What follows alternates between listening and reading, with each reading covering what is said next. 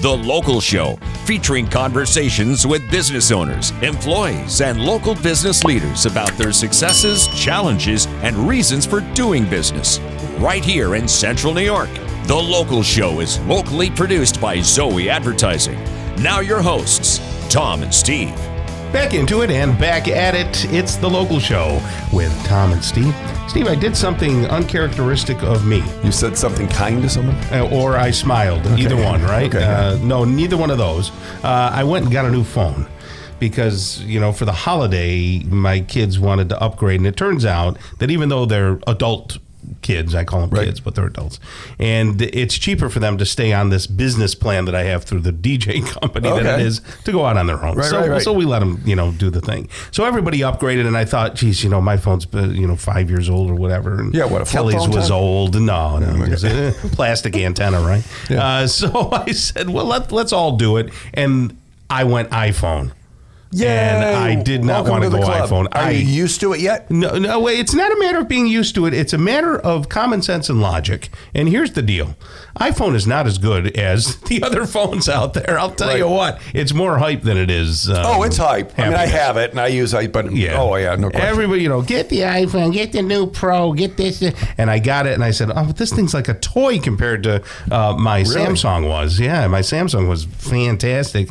So anyway, I'm going to stick with it because I guess everybody can airdrop. I was going to say, now I can bombard you with things in the middle of the night. I have ideas. I'll just send them to you all the time. Tom, this is very exciting. I just have to say, I'm not happy with it. Make your own decisions, but it's not as good as I'll send you a text. Yeah. Thanks, buddy.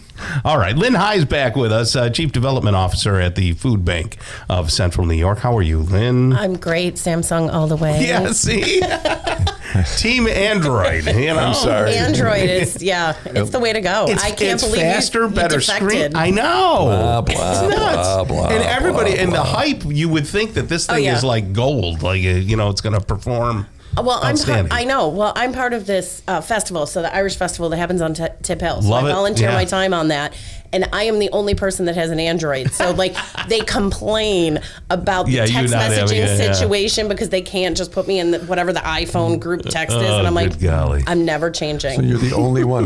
I'm the only one. And they're like, we'll pay for your phone to switch. I'm like, nope. Jeez. I'm still laughing that Tom's still paying for his adult children's phones. Yeah. No, we're not paying for it. Let me make that clear. They're paying. It's just that the plan, they are until they're not. He's paying. Thank you, Lynn. Until they're not. Yes. Kelly won't let them. Aren't they in their 40s? Shouldn't they move out? Oh, no. 40. Our oldest is only 26. She's only 26.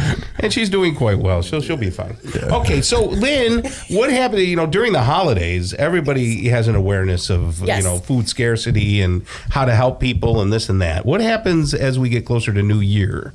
So, right now the kids are on a 2-week break from school. So, parents... A break from what? I'll never know. But, but it's a break from food, honestly, for so many families. Oh, I see. Yeah. So they're on a break. They get the 2 weeks off for the, the Christmas week and then the New Year week. So that's 2 full weeks, plus weekend, 3 weekends that children aren't getting the food that they usually get at school. So they're not getting breakfast and lunch. Are you saying that a lot of kids might get their best meal at school? Yes. Oh, that's terrible. They really do. They get their best meals at school. A lot of kids will go to school and they eat as much as they can at breakfast and lunch because they don't know if they're going to eat when they get home. Horrible. Yeah. So this is 2 full weeks when kids did not have. So, of course, we see a lot of families, in addition to, of course, wanting to be able to provide a holiday meal, but they want to be able to provide for their kids, maybe they're away at work so that they have, extra cereals, and I call them child-friendly foods. But even as we go back into the new year here soon, the children will be receiving, again, breakfast at lunch at school. But, you got February break, you got April break, and summer is looming. So it's so many of that. But it's not just children, it's not just families with children. We're seeing so many senior citizens having to make those tough decisions. And food just is not a priority when you're making your decisions of what you're paying for. What's a child-friendly food?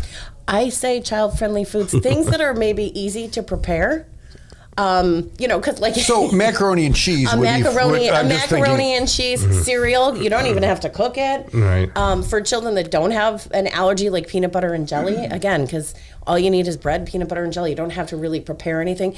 Even like a soup or something you can warm up in a microwave. Those You're are naming what all the things consider that I the eat. Am I a child? Yes, you are.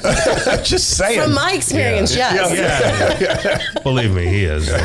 No doubt. But yeah, so those types of foods, but I mean, those are the easiest to prepare. I mean, I mean that's another way to say it, but I always say child friendly because that's really who the target is for a lot of With those your foods. expansion this year, how has that prepared you to maybe serve the community better? Because you had explain what happened, because this was a big year for you guys. It was a very big year. So back in September, we cut the ribbon on 34,000 square foot expansion. Thank you for mentioning it. It's fantastic. I actually walk out into the warehouse almost every day going, I don't know how we did it without this extra space. We have a record amount of food going out. Our last fiscal year, which ended on June 30th. And that's a good thing?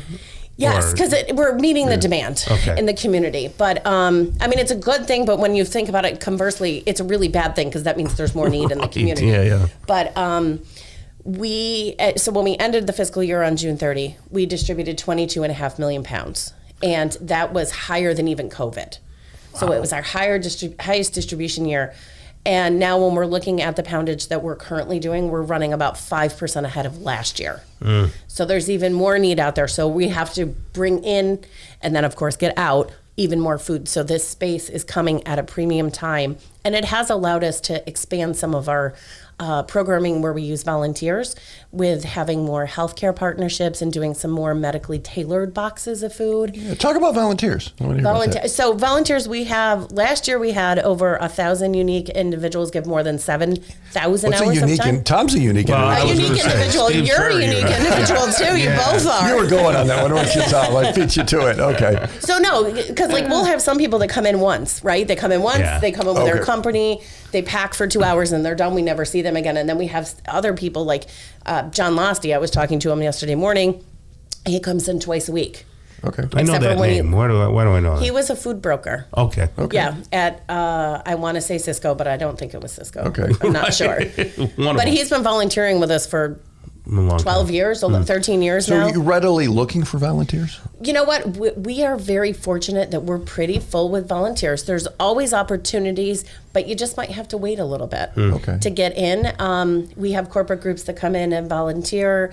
They come in and they pack a box, whether it's produce, it might be dry goods, it might be frozen goods, or they're packing our bags. So we have a program where we work with Syracuse City School District, and we provide them with about 1,100 bags a week.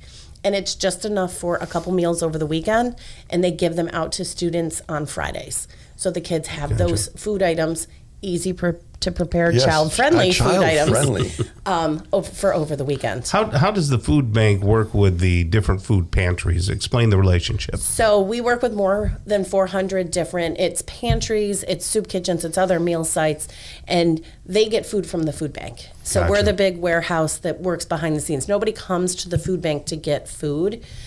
We're getting it out to every individual community where we have a partner so that people don't have to leave the areas where they live and they work because we know transportation is such a barrier to accessing food. Have you determine who gets certain amounts of food? Do they have to put in a bid for it or? No, so it depends. Request? We have an online ordering system actually for everything that's within our facility, and they know what's on their shelves, and they go on and they pick and they choose the items that they need to replenish their shelves, and then we'll deliver it to them. So people can get involved and give. I'm imagining you can give at Food Bank CNY. Maybe they can't get out there and do it, but they can help people. But they can go online at foodbankcny.org. They can create a volunteer account, and then you access the schedule right online, and you can sign up right online once you create that that schedule to volunteer right then. Marvelous. Excellent. Yes, well, thank you. I've talked to the powers that be, and we think you're doing a great job. Well, thank you. And we'd like to keep you around, Lynn.